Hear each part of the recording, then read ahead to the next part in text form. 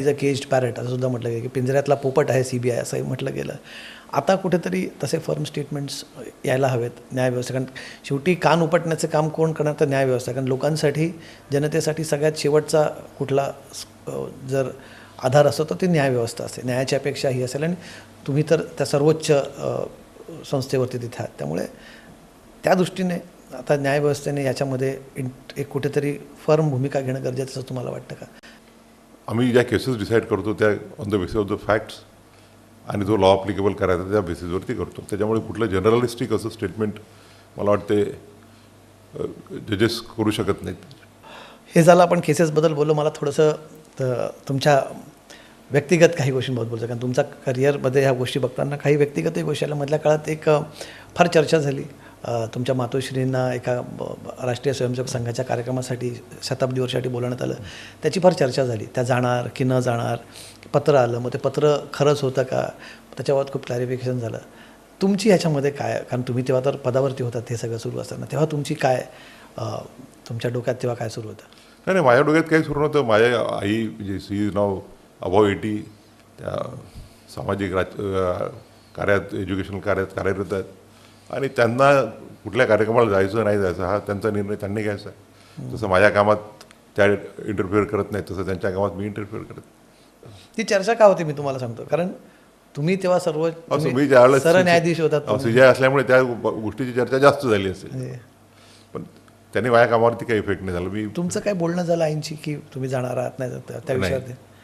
तुम्हाला वाटलं तर बोलावं आपण आईंची, या की काय कॉन्ट्रोवर्सी नक्की होते? नाही त्या स्वतःचा निर्णय त्यांनी स्वतः घ्यायचा आहे. म्हणजे परत त्या समजा तिथे कार्यक्रमाला गेल्या असत्या तर तुम्हाला त्याचं काय, तुमचं काय रिॲक्शन? आता जर तर विचारू नये असं, पण नाही तो त्यांचा प्रश्न आहे. आता माझा भाऊ राजकारणात येतो, राजकारणात त्यांनी त्याचं काय करावं त्याचा प्रश्न आहे. बरं, आईंचा तुमच्या मातोश्रींचाच विषय निघाला. एक आणखी स्टेटमेंट आम्ही वाचत होतो. म्हणजे तुम्ही जेव्हा CJI झालात तेव्हा त्यांचं एक स्टेटमेंट होतं की त्यांची एक इच्छा, म्हणजे त्यांनी हे की निवडणुका या बॅलेट पेपरवरती व्हावं असं त्यांचं म्हणणं. ते तुम्हाला म्हणाल्या पण की असं झाल्यास उत्तम. तुमच्याशी बोलणं झालं? नाही मी आताच सांगितलं की माझ्या न्यायिक कामामध्ये कुणीही इंटरफिअर करत नाही, कोणालाही इंटरफिअर करू देत नाही. मी डिसिजन काय घ्यायचं ते समजा आमचा 3 जजेसचा बेंच असेल तर आम्ही 3 जजेस मिळून घेतो, 2 जजेसचा बेंच असेल 2 जजेस मिळून घेतो आणि 5 जजेस असेल तर 5 जजेस मिळून घेतो. नाही, तुमच्या मातोश्रींची इच्छा होती की पुढील निवडणुका बॅलेट त्यांचं स्वतःचं व्यक्तिगत मत आहे ते. या देशामध्ये प्रत्येकाला बोलण्याचा हक्क आहे. नाही, पण व्यक्तिगतरित्या त्यांनी तुमच्याकडे कधी अशी इच्छा व्यक्त किंवा चर्चेत विषय निघाला? केसेसबद्दल बोलायचा प्रश्न येत नाही. मी कोणाशी बोलतच नाही घरातलं. अच्छा, ह्याच्याबद्दल कधीच बोलणं झालं नाही तुमच्याशी.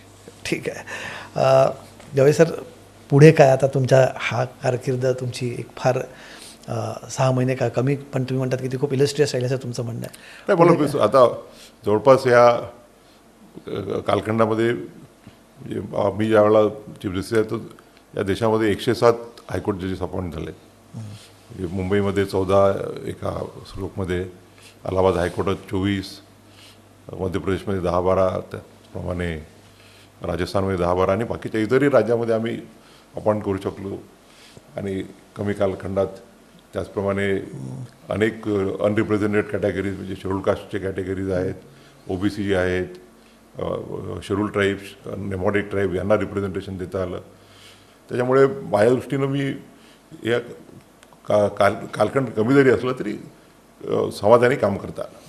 तुम्ही मागे एक आय थिंक कोल्हापूरच्या कार्यक्रमात आला होता. तिथे तुम्ही जिथे तुमच्याबद्दल एक कार्यक्रमात तुमच्याबद्दल बोललं जातं, तुमच्या कारकिर्दीबद्दल बोललं जातं, तुमच्या संपूर्णच्याबद्दल तुम्ही खूप तेव्हा भावूक झाला होतात. काय तुमच्या तेव्हा मनात सुरू ते सगळं सोडून का बरं तुम्ही एवढे भावूक झाला होतात तेव्हा? नाही, एक जी आपली इच्छा होती अनेक वर्ष, कारण मी ज्यावेळेला सुप्रीम कोर्टात झालो, माझ्या मते नेहमीच कोल्हापूर खंडपीठाची मागणी ही योग्य होती. कारण की सिंधुदुर्ग तालुक्यातल्या, जिल्ह्यातल्या एखादा शेवटच्या तालुक्यातला माणूस किंवा कोल्हापूर जिल्ह्यातील कर्नाटकाच्या बॉर्डरवर राहणारा, सोलापूर जिल्ह्यातील बॉर्डरवर राहणारा माणूस, त्यांना हेलपाटे घात मुंबईला यावं लागायचं. मुंबईच्या वकिलांची फीस, तर राहण्याची सोय नाही. तर कोल्हापूरला बेंच व्हावा यासाठी मी सुरुवातीपासून माझा पाठिंबा होता. परंतु जे त्यावेळेला सुप्रीम कोर्टात आल्यानंतर मला अनेक वेळा कोल्हापूरचा आग्रह झाला की आपण या कार्यक्रमावर मी त्यावेळेला मनापासून ठरवलं होतं की मला संधी मिळाली चीफ जस्टिस ऑफ इंडिया व्हायची तर माझ्यासाठी कोल्हापूरचं बेंच स्थापन करणं हे एक महत्त्वाचं काम राहील.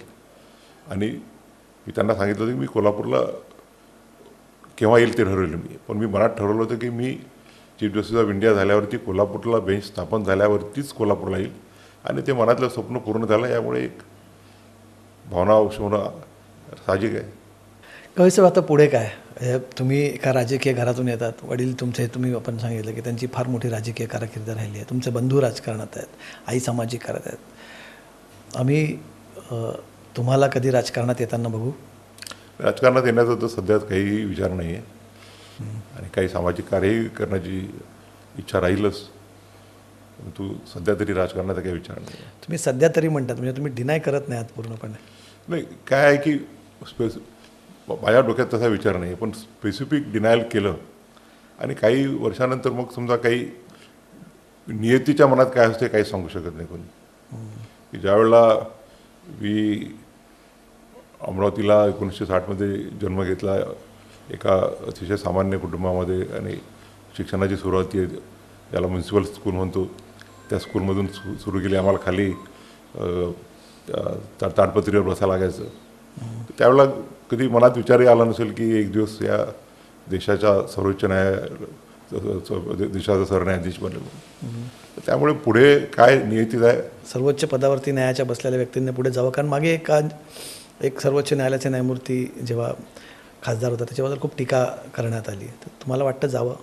त्यांच्यावरती टीका ह्याकरता करण्यात आली की ते रिटायर झाल्या काही काळातच त्यांनी नॉमिनेटेड राज्यसभेचं मेंबर म्हणून ॲक्सेप्ट केलं. पण याच्या अगोदरही झालेले आहेत. सरन्यायाधीश रंगनाथ मिश्रा ते राज्यसभे निवडून आले होते. बाकी काही उदाहरणं आहेत.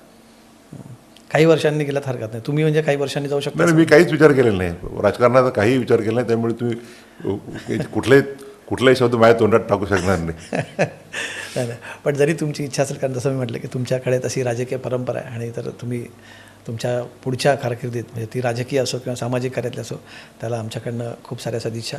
आज तुम्ही टू द पॉईंट या कार्यक्रमात गवई सर आम्हाला वेळ दिलात, आणि मी म्हणणार नाही की खूप तुम्ही ओपन अप झालात, कारण तुम्हाला मी काही कायदेशीर मर्यादा समजू शकतो, पण तरी आज आपण खूप सगळ्या विषयांवरती आपण टचअप करू शकलो आणि एक चांगली चर्चा आपण करू शकलो. ह्याच्याबद्दल मी खूप समाधानी आहे. आम्ही Zee 24 तास परिवाराच्या तुमचे खूप खूप आभार. धन्यवाद तुम्हाला. धन्यवाद. To the point. Special partner Saijuvan naturally cold pressed cooking oil reduces oil use by 50%.